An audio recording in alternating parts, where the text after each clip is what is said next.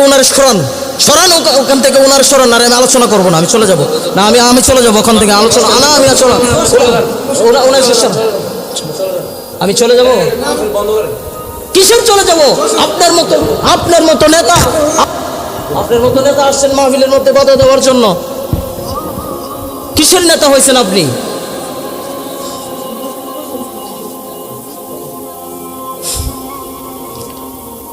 এসব নেতাকে মাহফিলে আর কোনো সময় দাওয়াত দিবেন না।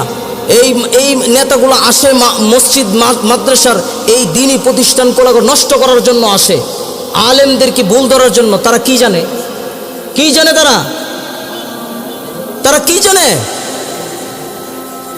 একজন বড় আলেম, একজন বুজুর্গ মানুষ, একজন আল্লাহওয়ালা মানুষকে আপনারা সভাপতি বানাবেন, একজন প্রকৃত দিনদার লোককে আপনারা সভাপতি বানাবেন। এসব পাতি সাতি নেতাকে আর কোনোদিন সভাপতি বানাবেন না। এসব যদি কোনোদিন সভাপতি বানান তাহলে আমাদেরকে দাওয়াত দিবেন না।